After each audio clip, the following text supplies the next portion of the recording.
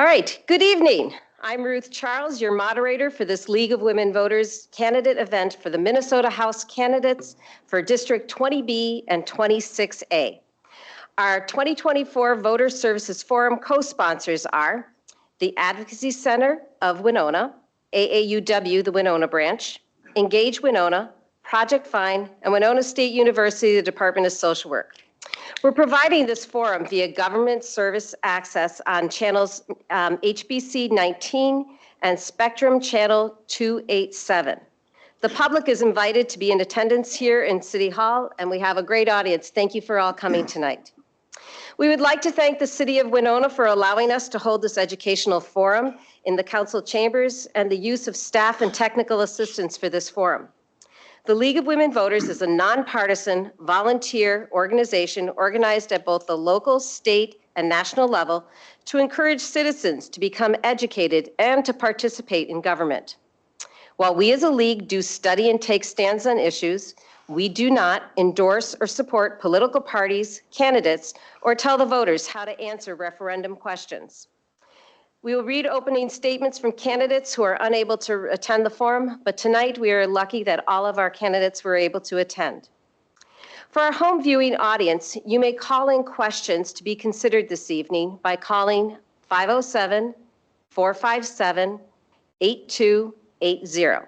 A volunteer will write up your question and bring it to the question facilitator table. This evening, we welcome the candidates from Minnesota House District 20B, Steve Jacob, who's representing the Republican Party, and Michael Hutchinson, representing the Democratic Farmer Labor Party, and also House District 26A, Aaron Rapinski, representing the Republican Party, and Sarah Kruger, the Democrat Farmer Labor Party. Please review your sample ballot before going to the polls so you will know which district you live in. You can find your sample ballot online either the League of Women Voters Voter Services Guide, which is vote411.org, or the Minnesota Secretary of State's mnvotes.gov. Tonight's forum is intended to provide voters with information so they can make an educated choice on the ballot. The views expressed in this educational forum are those of the candidates. The League of Women Voters Participation Party and ground rules were provided to the candidates with their invitation to attend. This is a live cable TV broadcast. The public was invited to submit questions for the candidates through the League of Women Voters Winona email site on its Facebook page. Question facilitators from the League of Women Voters and its co-sponsors views the questions, and the League of Women Voters moderator has final selection of the questions to the candidates. This forum is being taped, may not be edited, and must be broadcast in its entirety and in accord with all FCC regulations. The League of Women Voters will determine the questions to be asked, and attempts in good faith will be made to cover all areas of interest expressed in advance of the forum to the public. The candidates will not know the questions in advance. Questions that are hostile, partisan, embarrassing, inappropriate, or of a personal nature will not be asked. Questions on similar topics may be grouped. All questions will become the property of the League of Women Voters. So our timekeeper tonight is Wendy Draves. Candidates will strictly observe the time limits on responses. The timekeeper will hold up cards to indicate that time is about to expire. Once the stop card is displayed, the candidate will stop at the end of the current sentence. The opening statement will be 2 minutes, questions will be 1 minute, and closing statements will be 1 minute. So the candidates today, and I'd like to ask them to start and introduce themselves and do a little sound check. We'll start over here. Sarah, you want to start us? Hello, everyone. I'm Sarah Kruger. Thank you. Hello, everyone. I'm Aaron Rapinski. Hi, I'm Michael Hutchinson, but please call me Hutch. Hi, I'm Representative Steve Jacob. Thank you. We will have a rotation of who answers the questions, and I will address the candidates by their full name. And we would like to begin with our opening statements, and our first speaker will be Sarah Kruger, and you are ready to do your opening statement and for 2 minutes. Good evening, everyone. I'm Sarah Kruger. I'd like to thank the League of Women Voters for hosting this event. Since the League's inception, its mission has been to ensure that everyone is represented in our democracy. Representation is something that is incredibly important to me. I hope to help create a reality in which everyone feels welcome to help make decisions that improve people's lives. Divisive politics nationally does not have to infect Minnesota. We can choose a better future. We need to recognize that most people want the same things: clean water, access to high-quality health care, affordable housing, well-funded public schools, strong local economies, and most of all, a government that is there for us in times of crisis or emergency. Ensuring that these basic needs are met is essential. This is the job of a public servant. You have my commitment to work on your behalf around the clock. I was raised in Winona. This is my hometown. My family's roots are deep in southern Minnesota. Our part of the state has been a powerful economic engine and a place of tremendous innovation, education, and opportunity. This has happened in part because we had partners in St. Paul who helped Southeast Minnesota grow and prosper. Did you know that the first State of the State outside of St. Paul was held at Winona State University in recognition of our region's economic importance? The people I'm hearing from want to see this type of partnership again. In my experience as Chief of Staff for a pro-democracy nonprofit, I have learned my way around the legislative process. I know how to collaborate with public agencies, and I know how to put people over politics. This is why I've been endorsed by organizations that represent everyone from construction workers, nurses, custodians, line workers, educators, firefighters, and first responders, to name a few. People on both sides of the aisle know that I will work hard to get things done, and I'm asking for your support so that together we can create a brighter future for Southeast Minnesota. Thank you. Next, Erin Rapinski. Thank you, League of Women Voters, for hosting this event. And thanks to all of you people, both here and all the people that are online that are submitting questions tonight. For those of you that don't know me, my name is Erin Rapinski, and I'm a proud, lifelong resident of the Winona area. I love this area, and I've worked my entire life to make this area better for all of us and everyone in the community. Over the years of talking with people, some consistent themes really start to emerge. First, rising taxes, mandates, and the high cost of living make it harder to maintain our quality of life here. Second, increasing property crime and crime towards vulnerable people, and the chance to get the opportunity for our futures to really concern us. Our children deserve to grow up in a safe community where affordable housing, education, and job opportunities are there for them to thrive. I have a long history of working within organizations to help get things done here in this community. As a small business owner, a lifelong community volunteer, and a city council member, I know how to listen and collaborate with people and work to get the best solutions possible. I also know that the voices of communities like ours often get overreached from the Metro voice. And that's why we need a real strong voice at the Capitol, a voice of someone who knows, appreciates, and truly loves this area. A person that lives here, a person who's willing to fight for Winona County. Today, I look forward to answering your questions so I can humbly ask to get your support in November. Thank you. Thank you. And Michael Hutchinson. And just so you know, I'm going to refer to you all in your full names because that's how you're on the ballot. Sure. So again, I'm Michael Hutchinson. Everyone else can call me Hutch, though. Again, I'd like to reiterate what the prior two candidates said. Thank you so much to the League of Women Voters, their sponsors, and everyone who is taking the time out of their day to be part of our process. You know, this is democracy, so thank you so much, all of you that are taking your time to do this as well. Our government is by the people and for the people, and we need to get it back there, plain and simple. You know, it is the will of us. And so when we hear things about our government not doing right for our communities, well, the problem there is that our government is our voice. And if it's not doing what it should, if it's not listening to us, then we need representation that makes sure it does. So come this November with your vote, I will make our government work for us again. Thank you. Thank you. Steve Jacob. Well, thank you also to the League of Women Voters and to everyone participating in the event here this evening. Just a little bit of background about myself. I was elected to the legislature in 2022. I was immediately appointed to the Agriculture Committee. So as a fourth generation family farmer, married to my wife, Mary, for 38 years, 4 children, 5 grandchildren. Spent a long time in this area, but the Agriculture Committee is a great fit for a fourth generation family farmer. I was also appointed then to the Environment and Natural Resource Committee, where serving 10 years on the Winona County Board of Commissioners, serving on just as many water resource boards as I could serve on in that time. Had just a great background for that, so that's a good fit for me.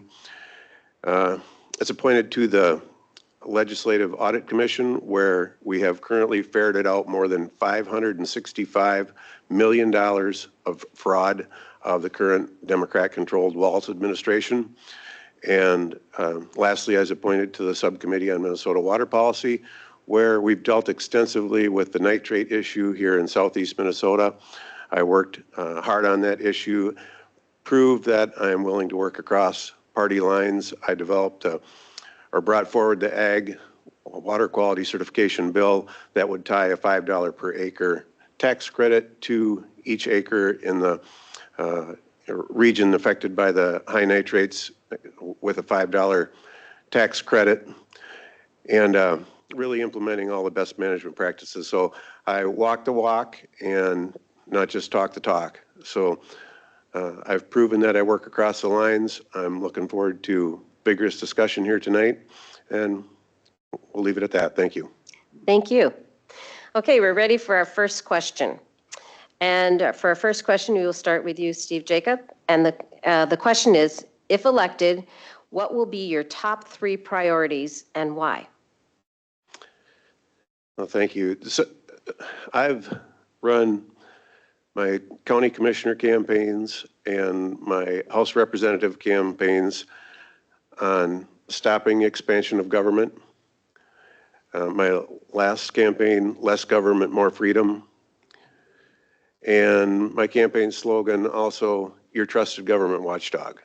So what's important within our government is reining government in. Government bureaucracy is really out of control. And government spending, when you look at an $18 billion surplus, Democrats call it surplus, I call it overcollection of taxes, entirely blown through by the Democrat-controlled House, Senate, and Governor's office. Another $10 billion of taxes added to that, reining in taxes, stopping government spending, and reining in government overreach. Those are my priorities. Thank you. All right, and next will be Michael Hutchinson. Could you repeat the question, please? Certainly. If elected, what will be your top 3 priorities and why? Thank you. So my first and most important thing is serving the people of my district. That will always be number one. Taking their voices up to the State House is the most important. After that, it's making sure our government's going to work for us. First and foremost, in our rural communities, it's making sure we have the proper funding for our ambulances and EMTs. We have places in my district that it can take up to 30 minutes for an ambulance to arrive at a person's house, and that's unacceptable. Those are the kinds of things our government should be fixing.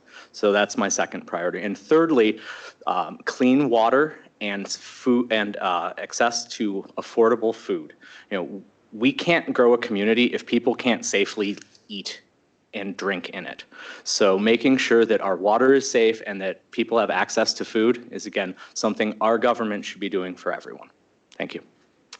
Thank you. Next will be Aaron Rapinski.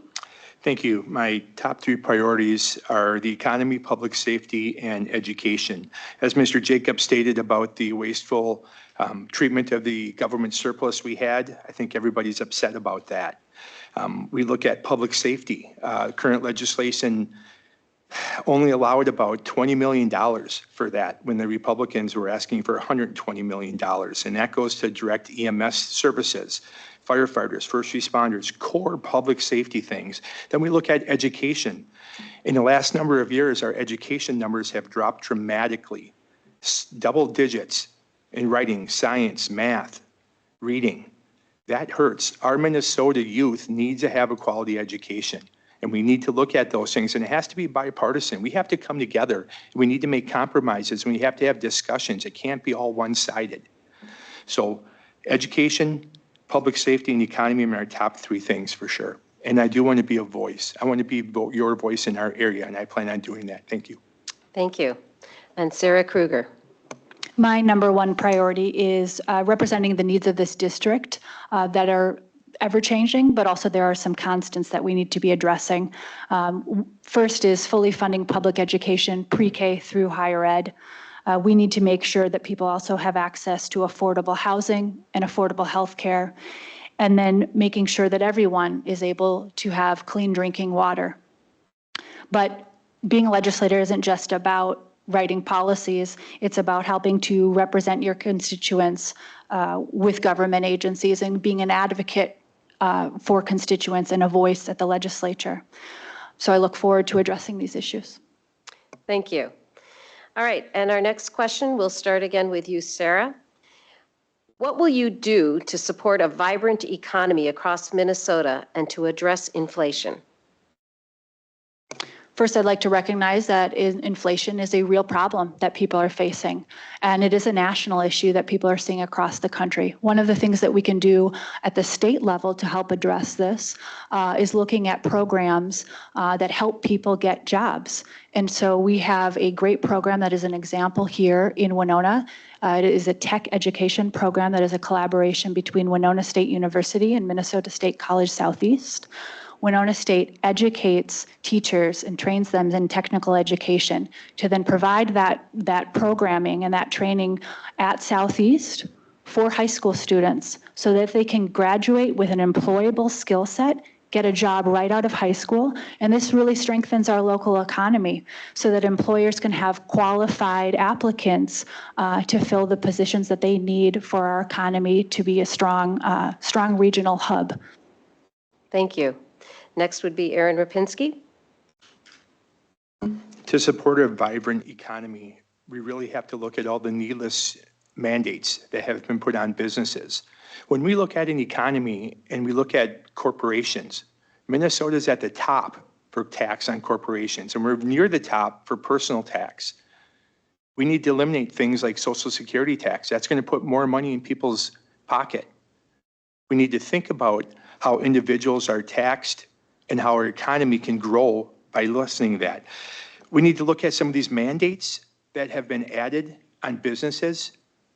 We need to revisit the ESST, paid family medical leave. We need to look at those things because those are hurting the economy here in Minnesota. Thank you. And next is Steve Jacob. It breaks my heart when longtime business people, citizens who have built their business, say in my district in St. Charles, poured their life into that business, and when they hit retirement age, the taxes of this state drive them away. It breaks my heart to see those people tell me, Steve, we purchased property in Wisconsin. Steve, we purchased property in South Dakota. We're going to have to retire in Iowa. We're moving to Florida. The burdensome Social Security tax, all the business regulations, all the heavy tax burden that people have to endure in the state of Minnesota, it's overbearing and it's out of control. Government needs to be reined in. It's driving businesses and citizens away. And quite frankly, the tax on Social Security, Democrats and Republicans both said in 2022 that they would support ending the tax on Social Security. However, Democrats had full control and they did not do it. Thank you. And last, Michael Hutchinson. So, inflation is a huge problem, but it's a greed problem. When we look at our economy, we see that we are producing more now GDP than we ever have before. We see stock buybacks. We see the highest difference between executives and the workforce in pay. So we aren't necessarily talking about a productivity issue, we're talking about a greed issue. Minnesota right now is actually rated 6th in the country for states for businesses. Our biggest problem, the reason we're not rated higher, is a workforce issue. So what we need to do to build a vibrant economy is work and make sure that we have the affordable home ownership pathways, not just housing, but home ownership, so people can come, become part of our community, set down roots, and grow with us. Thank you. Thank you. Our next question came to us from someone who gave it to us on our Facebook page. And it's, I am really concerned about teens using commercial tobacco products, especially flavored products including vapes, nicotine patches, and menthol cigarettes. Would you support a bill to end the sale of menthol cigarettes and all flavored commercial tobacco products to protect kids from addiction? And would you support state funding for tobacco prevention and treatment? And we're starting this one with Michael Hutchinson. Yes. That's your answer? You don't want to say any more? Yes, I support the end of selling tobacco to minors. I support the end of using candy and flavorings to make it more appealing to minors. And I support the use of funding to get people away from tobacco products. Thank you. Next is Steve Jacob. Well, as I understood the question, it was to ban menthol in its entirety. Is that? Would you support a bill to end the sale of menthol cigarettes and all flavored commercial tobacco products to protect kids from addiction? And would you support state funding for tobacco prevention and treatment? I guess the question still seems a little unclear whether I would end it in its entirety in order to help kids, or whether I'm just prohibiting it to be sold to kids. What adults do and what they want and what the manufacturers are going to do, I don't think government has to be interfering with that. If I understand the question, do I support selling menthol and flavored products to kids? No, I don't support that. I think that should be ended. I don't know if I understood the question entirely correctly. I'm just reading it the way they wrote it. Okay, all right. All right, thanks. Next would be Aaron Rapinski. I think everybody supports the idea of not selling tobacco products to kids. I think that's a common sense answer. Are we going to limit the sales of those sort of things to adults so kids can't get them? I don't know if that's the right way to approach it. I think we need to look at more of an educational style towards that and educate kids how vaping and nicotine and stuff can be addictive and how much it can hurt them. When I grew up, I remember they had the DARE program. And in our schools, we were taught about that. And it was I've never smoked my entire life because I learned at a young age how harmful it truly is. When you look at rules and regulations that are in place currently, I don't think we try and sell anything to kids currently. But I think parents could do a better job of educating their kids, and school could do a better job of educating their kids of the harmful effects on those things on their bodies. Thank you. And finally, Sarah Kruger.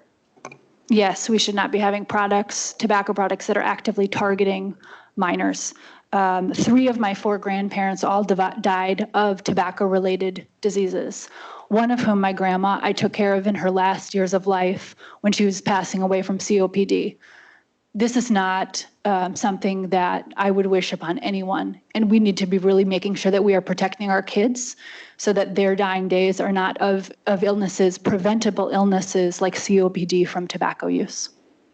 Thank you. Our next question, and Sarah will be starting with you, is what do you feel are the most important actions to take to protect Minnesota's water supply and keep our drinking water free from contamination?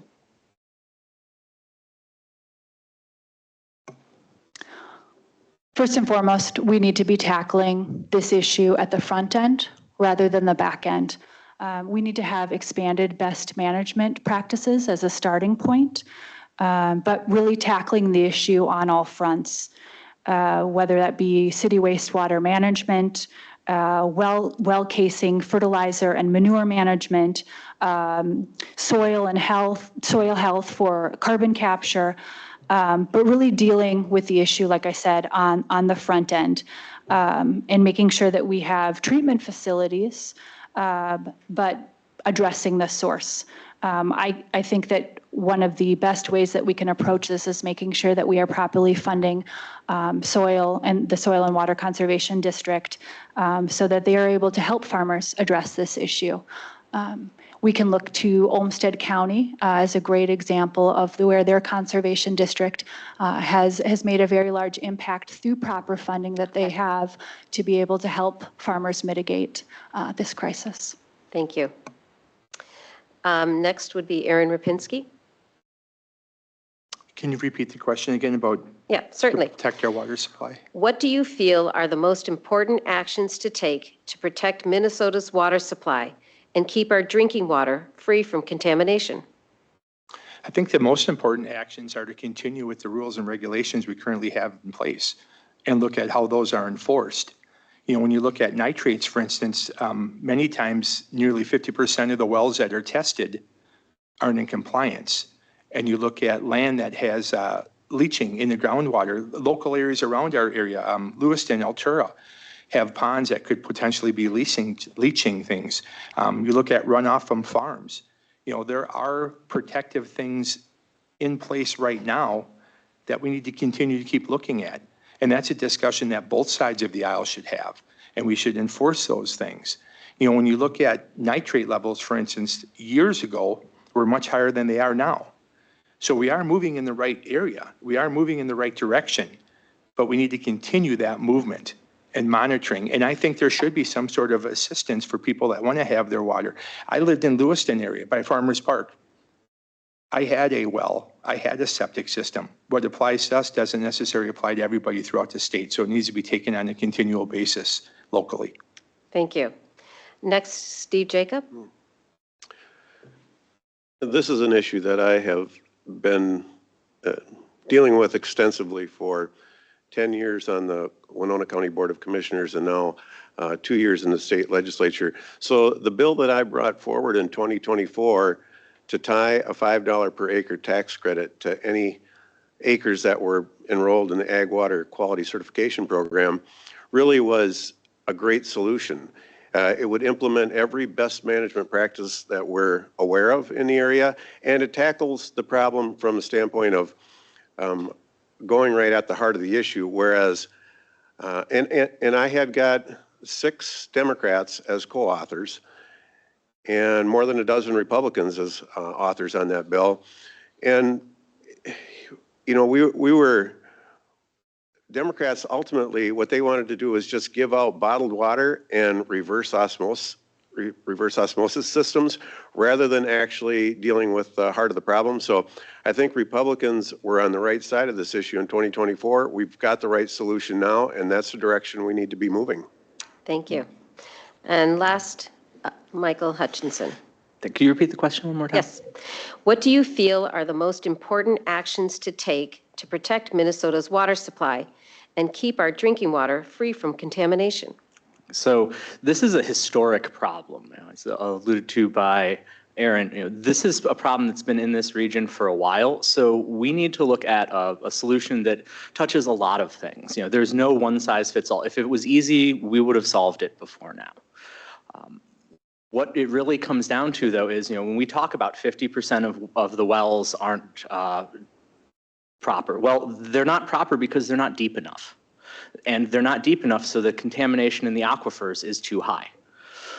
What we need to do is we need to provide aid to both our small municipalities and our private well owners to make sure that they can do the proper testing to make sure their wells are safe, that we provide assistance for new wells to be drilled, and provide assistance for places like Utica that had to spend $3.2 million of federal money to get safe wells drilled. That's the job of the state. We should be coming down and helping our citizens. They shouldn't have to get federal grants to have safe drinking water. Thank you. Our next question is another one that was emailed to us, and we'll start with you, Michael Hutchinson. The Minnesota House passed an equal rights amendment that excluded religion as a protected class. The question is, would there have been any harm by including religion as a protected class? Protected classes are things that we don't choose. You can choose your religion, so I understand why that was left out. Thank you. Next would be Steve Jacob. Well, as that bill came forward originally, so if you were in a teacher at a Christian school and you held Christian beliefs, you would have had to teach things that you didn't agree with. And really in the same way that the issue of the cake makers that didn't want to make a cake that went against, for someone that went against that religion. Yeah, that's an issue, and that needs to be protected. If that particular Christian teacher doesn't want to implement programs, policies, and has to work against their wills and beliefs, yeah, that needed to be corrected. Thank you. Guido? Yes. Okay. Next, Sarah Kruger.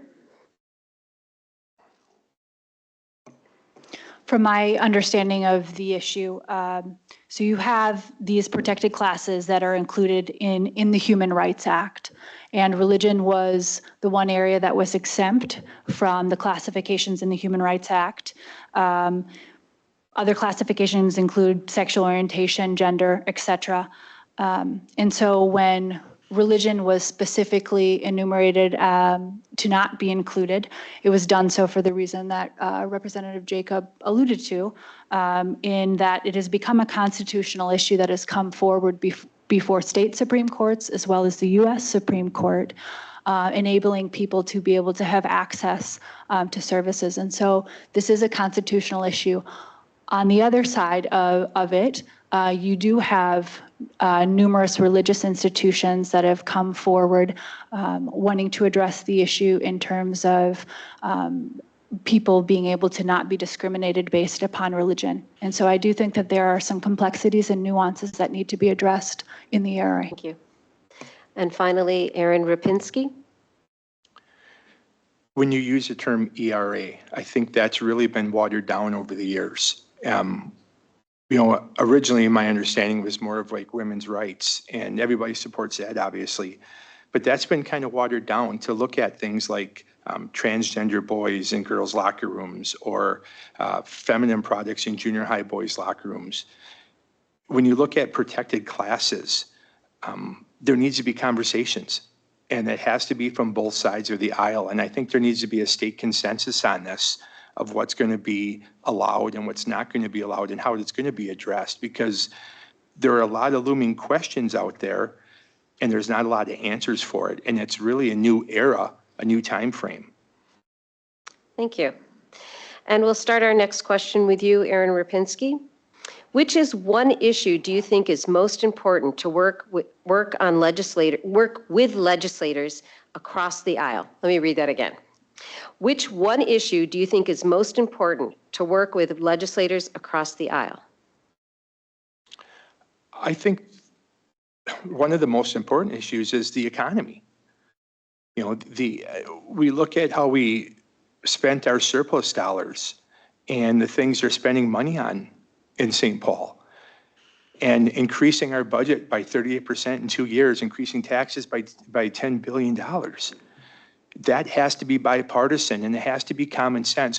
When you look at budgets, and that's really the role, you know, just one of the many roles that we're going to take up there, you have to look at wants versus needs. And everybody in this room evaluates every single day, is it a want, is it a need? And Minnesota has to get back to needs and not just want. And our taxes are going up because of it. So when we look at one specific issue that has to be bipartisan, really has to be worked on, it's absolutely foremost the economy, because that directly affects every single person, not only in District 26A, but throughout the entire state. And everybody I knock on those doors, that's the very first thing they talk to me about. Thank you. Next, Sarah Kruger. I'd like to answer this question kind of in a twofold way. To the broader question, I think disaster relief funding is something that we've seen bipartisan support for in the past and definitely needs to continue. We can look at states that are going through crises right now. And so bipartisan efforts for that funding is essential. But I want to address now more specifically something that has come up, which is Social Security taxes. And that is something where I would reach across the aisle and work on in a bipartisan way. But I want to talk about some of the numbers and the implications for that and what it really means. So currently approximately 75% of Minnesotans who are eligible for Social Security do not pay taxes on Social Security. And so what that looks like, there is a cutoff for joint filers at about $106,000 and for single filers at $82,000. So speaking with the Commissioner of Revenue, what that looks like now in real time for what they're forecasting is that we will have a hole in the budget. This will cost us about $760 million between 2025, 2026. Sorry. So just figuring out how to address those holes and the reality of that. Thank you. Next, Michael Hutchinson. So I think we need to stop talking about across the aisle. We're all Americans, and we're here to serve the people of this state, not a political party. So I think every issue is something we should be working across the aisle for specifically. More importantly, I think that the fact that we call it an aisle is a problem. Our two-party system is bringing us more division than it is bringing us unity. And so we need to look at updating how we do democracy to allow more voices to be involved. Right now, we have 4 candidates from 2 districts here. We don't represent everybody, not even close, the different political ideologies and the way people think. There are dozens of small third parties in our district that get no representation. So for across the aisle specifically, we need ranked choice voting. Thank you. Thank you. And Steve Jacob? This was such a frustration after working hard to be elected in 2022 to get to the legislature and literally be ignored by the party across the aisle, the Democrats. I worked diligently on my ag water quality certification bill to get Democrat authors on that bill, but ultimately when a party said, vote against it, lockstep they did it. That's just an example of what they did across the board throughout 2023 and 2024. They used the rhetoric to get into office. They said, we're going to work across the aisle. We need to be bipartisan. But then once they got into the legislature, got the full control, that was the bipartisan work across the aisle was entirely thrown out the window. And, you know, we haven't seen an entirely Republican-controlled legislature in the last 50 years. What this state needs is balance, and it needs to move away from the Democrats having House, Senate, and governor's office all controlled. Thank you. Our next question, and we'll start with you, Steve Jacob. What is your position on people's rights to make their own medical decisions, especially for reproductive rights and/or abortion? Minnesota has moved to the most extreme position, not only in the nation, but in the world, to allow third trimester abortion, unrestricted abortion all the way through birth is just, it's unbelievable that our state has gone that far. And the left will talk about, well, the rights of the woman, the rights to choose. Well, what about the rights of the child that's their life is being taken away from them? So as how far the state has moved to the left on so many different social policies, abortion being one of them. When you look at illegal immigrants receiving driver's license, receiving free college tuition, receiving free medical care, transgenders receiving Minnesota becoming a transgender sanctuary state, how far the state has moved to the left. Abortion is just one example of the social policies that have been enacted in the Minnesota legislature. Next, Michael Hutchinson. Could you repeat the question, please? Certainly. What is your position on people's rights to make their own medical decisions, especially for reproductive rights and/or abortion? Thank you. So I do not like the concept of abortion. But I have a much stronger belief that our government has no place between a doctor and a patient. Bodily autonomy is more important. A person has the right to decide what happens to their body, be that getting a vaccine, be that if they need an abortion, unfortunately, or be that if they're done living and want to move on. This is not something our government should be getting in the way of. Furthermore, to Steve's point, those things are very unbelievable because we don't allow those things in Minnesota. Now, they're just not true. When it comes to what happens to a woman in her body, our government has no place dealing with it. Thank you. Aaron Rapinski? Thank you. I want to start by saying, when you say reproductive rights, that's a classy way to say abortion.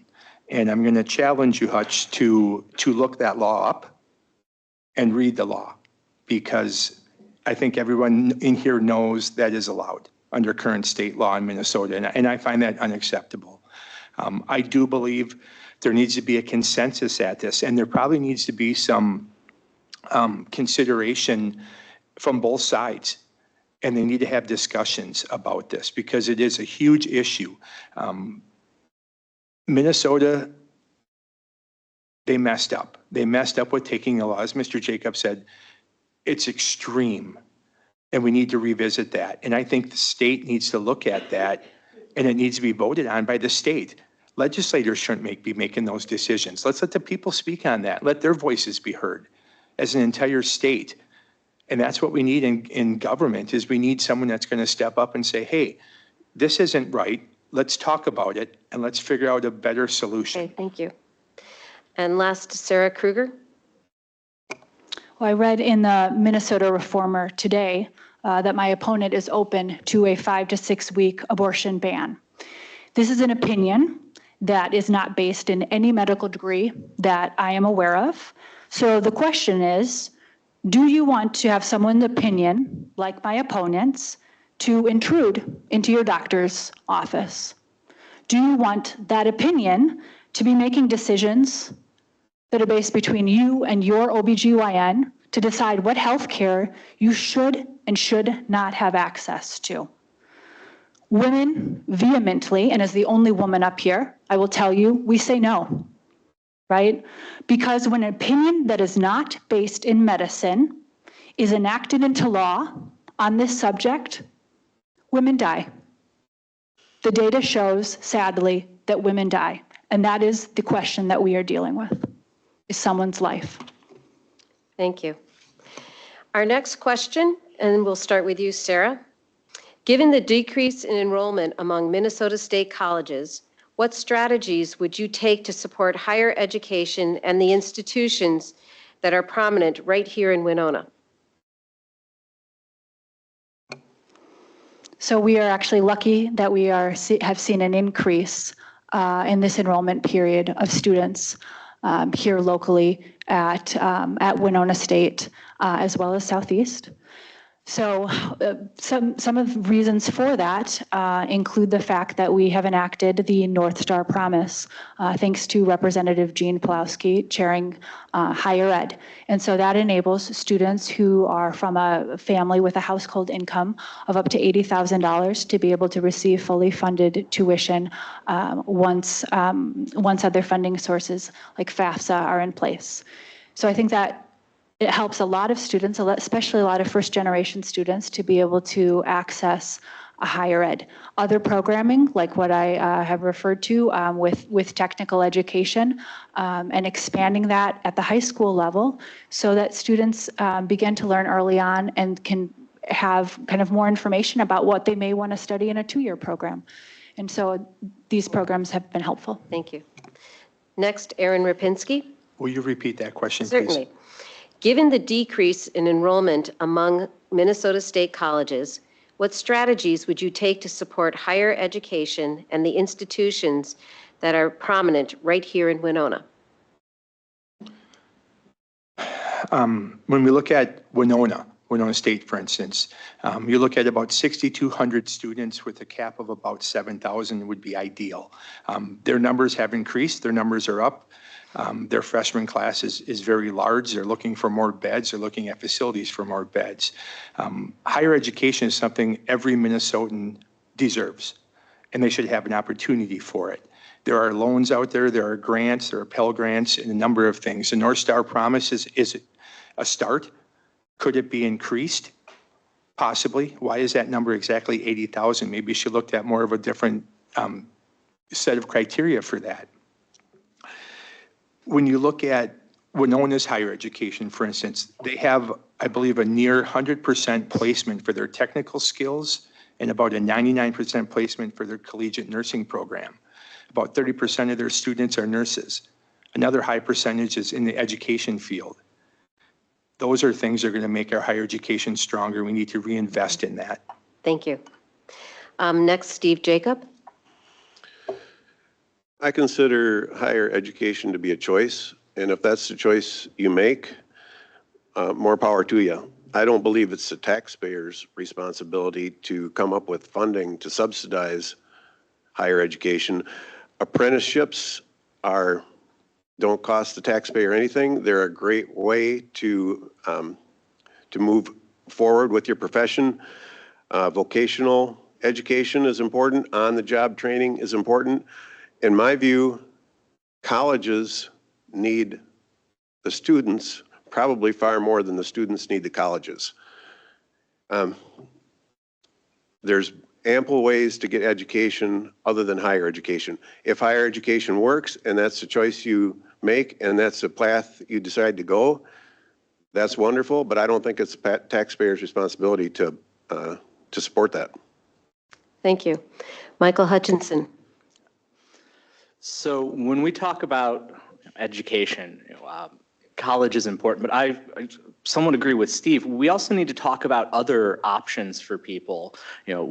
Many of our unions have great apprenticeship programs and learning programs to get people skilled. Every job doesn't go through college, and we shouldn't be telling kids that it does. I was lucky. I got to go to college thanks to the GI Bill, but I don't think that somebody should have to risk their life for an education. This is America, and up until in the 50s and 60s, the federal government was providing nearly 90% of the money for colleges so that people could go, by working a summer job and afford it. And so, do we need to pay for everything in higher education? No, but we need to get back to a place where people who want higher education aren't putting themselves in lifelong debt to get it. Thank you. Our next question, we start with Aaron Rapinski. Minnesotans are getting older. How would you support senior care settings such as nursing homes or assisted living and the caregivers to ensure quality care for our seniors? This is near and dear to me. I have a great working relationship with all of the senior care facilities, assisted living centers here in Winona. I have been to committees, I've been to meetings, I've listened to them. What happened with current legislation are mandates, and that's what's killing our facilities like that right now. That's what's killing long-term care workers.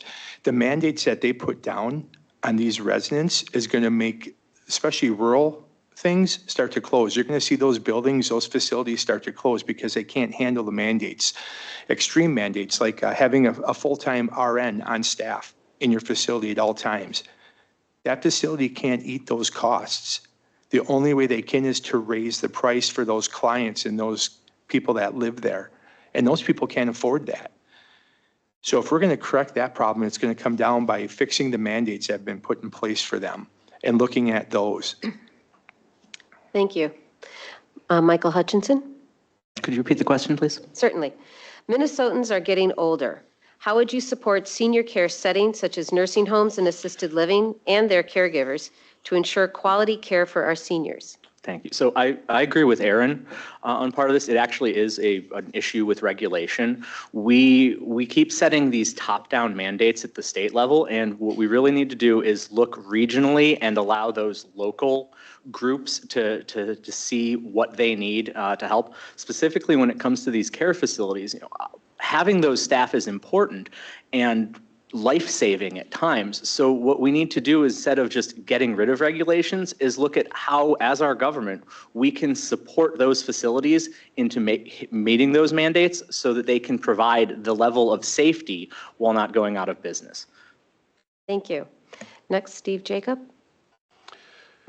In 2023, Republicans fought vigorously right up till the last day for many, many millions more than what we could get the Democrats to agree to support our long-term care facilities. For some reason, Democrats had an $18 billion surplus that they were able to entirely squander away, but had little to nothing for long-term nursing care. $1 billion for the Palace for Politicians, and little to nothing for our core services, our core responsibilities. And Aaron Rapensky is right, too, with the mandates being an issue, especially when you get into education. And you look at 65 mandates from the Democrats with the $2.2 billion that went into education. Republicans proposed the same $2.2 billion, but with only 3 mandates. The mandates have far exceeded the funding that has been distributed. Thank you. Sarah Kruger. Looks like we're all going to be in agreement on this one around unfunded mandates. So Aaron Rapensky and I had the opportunity to speak at a forum at Callista, and there they shared that one of the unfunded mandates in particular is going to result in a $1.7 million expense for them that they realistically cannot afford. And so one of the things is we need to be reevaluating, right, how these mandates are affecting our districts locally, and bring that information back to the legislature and make adjustments and changes. Caregivers often do the work that they do as a vocation. They love their jobs, but it's a very challenging job in many ways. And we need to be paying those people a livable wage. And so by stripping back some of the mandates would enable these facilities to be able to pay caregivers more. I spoke to one caregiver outside of Callista, and she shared that she had 2 jobs. And right. so, yeah, we gotta stop. Thank you. One last question. What legislation, if any, would you support to address racial or ethnic disparities in Minnesota? And we're starting with Michael Hutchinson. So I think we need to talk about economic disparities. While racial and ethnic issues have gotten us here, using those same tools to give aid or try to fix the problem is only going to compound it. So, to help, communities that have been hurt in the past, we need to look at programs that are based in economic need, because, any of those communities that have had issues will also have that economic need, but we need to stop defining the problem with the same metrics that caused it. Thank you. Next, Steve Jacob. Well, in the Agriculture Committee that I sit on, one of the solutions was it was specifically for young and emerging farmers, but it was biased to include BIPOC, people of color, and only serve those farmers and not all farmers across the board. This ended up being litigated, and what was proven was that you can't solve discrimination by discriminating against another. Essentially, in this case, it was young white farmers. They would not qualify for all these other benefits that many BIPOC and other farmers would qualify for. So they rewrote that language again this year because of the idea of trying to solve discrimination or racism with discrimination and racism. That's not the solution. Thank you. Everyone should be treated equally. Thank you. Sarah Kruger. Diversity, equity, and inclusion are all things that we need to be championing in a healthy democracy. I firmly believe that education is the way forward and the answer for most questions. And so educational opportunities that help students who have historically not had access to higher education is a great way to make sure that we are living in a community and in a society in which everyone has opportunities to move forward in life. Thank you. And Aaron Rapinski? Can you repeat the question about racial disparities? What legislation, if any, would you support to address racial or ethnic disparities in Minnesota? I can't think of anything right offhand, to be totally honest. I guess, is there current legislation that does support it would be a question. We could look at that from both sides of the aisle. When you look at racism, it starts at the house, and it starts with all of us in this room. When you hear someone make a comment, you have the opportunity to correct them. You have the opportunity to right that wrong. And that's what's going to teach our kids. And if we want to really get rid of racism, for instance, it starts at the house, and it starts at home, and it starts with every individual in this room. And we're the ones who can correct that problem. And when you hear that and you don't, you're just adding to the problem. So how could we fix that issue in our state of Minnesota? I think it falls on us. It doesn't fall on the legislator to make a new bill or some new law. It comes down to the person and the individual, and you need to correct your friends and your family when you hear something. Thank you. We're nearing the end of our forum, and we'd like to ask each candidate to present a 1-minute closing statement. And we will begin with Steve Jacob. Well, again, thank you to the League of Women Voters for putting this on tonight. And thank you to everyone participating. So a couple things I want to say about myself. I do not accept any PAC, lobbyist, or special interest money. I'm very proud of that. I've worked diligently for my 10 years on the Winona County Board of Commissioners and 2 years in the legislature to support local grassroots level government. I've made myself extremely available, attending as many township board, city council meetings as I could throughout the years. And I believe that our higher levels of government need to be held accountable to lower levels of government and not the other way around. The biggest issues that we're facing here is the extreme social policies that are being brought forward by the far left. Currently, unasked for new flag that was rammed through without a vote, more than close to $1 billion on a new palace for politicians, $18 billion surplus blown, $10 billion of new taxes added. It's unsustainable. And I'll just close with, I'm looking forward to continuing my mission to downsize government and make Minnesota a better place to live. Michael Hutchinson. So I would also like to thank everyone, the League of Women Voters, and everyone for watching. I agree with Steve on a lot of things. I also do not take any PAC organizational or money. I also don't take money from any political parties. I'm here to serve the people of this district only. Where we disagree is that I believe that our government is here to serve us, that it is the best tool to protect us from large corporations and the ultra wealthy, to make sure that our communities have the support that they need. When you get to the ballot box, just ask yourself, do you want somebody who doesn't believe in the government or someone who believes that the government is for us? Thank you. Thank you. Sarah Kruger. Thank you again to the League of Women Voters for the opportunity to bring our stances on important issues to the community's attention, and for you all for being here. I would also like to thank Representative Gene Pulowski for his 38 years of dedicated service to our communities in the legislature. I thank him for his endorsement and for setting forth an example of how to do this job, which is to represent you effectively by always placing the needs of the district first, above party, and above all else. As a takeaway from this evening, I hope you will hear me as someone who can effectively listen to you and represent your voice in St. Paul. As thousands of doorsteps, I've heard people tell me that they support my bipartisan approach. They tell me that meeting in the middle is the only way forward. As your representative, I look forward to meeting you in the middle to get things done for our district. Thank you.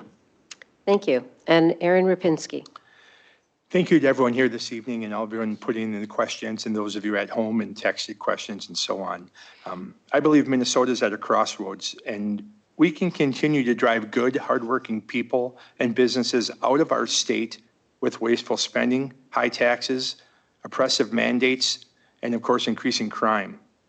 Or we can work to cut unnecessary spending and find effective solutions so that this can even be a better place to live here. If we want this to happen, we need a strong voice representing Winona County and House District 26A. Please let me be that voice. Consider me in November when you're at the ballot box. I'm a local person, born and raised from the Winona area. I have small businesses here. I've raised my family here. I've seen a lot of you folks in grocery stores for decades. I've had conversations with you. Some of you folks here, I went to school with your kids in our schools here. I've participated in many volunteer organizations over my entire life, representing the Winona area and being a voice. Please allow me to do that in November. Thank you. Thank you. We're at the end of this forum, and we want to thank all of our candidates for an informative event. We'd also like to thank our co-sponsors, and we'd also like to thank HBC for taping this educational forum. This event will be on our League of Women Voters Winona Facebook page by Friday. Tonight, starting at 7:30, we'll have a forum for Winona County Commissioners from District 3 and 4, so please stay tuned in. Next Tuesday, October 15th, we'll have forums for soil and water conservation supervisors at 6 p.m. and Winona Area School Board at 7:30 p.m. And our final forum will be on Tuesday, October 22nd for Winona Mayor and City Council at 6 p.m. The public is encouraged to attend and submit questions for these candidates. Please vote. The general election is on Tuesday, November 5th, and the polls are open from 7 a.m. through 8 p.m. Thank you, and have a great evening. And let's thank our participants.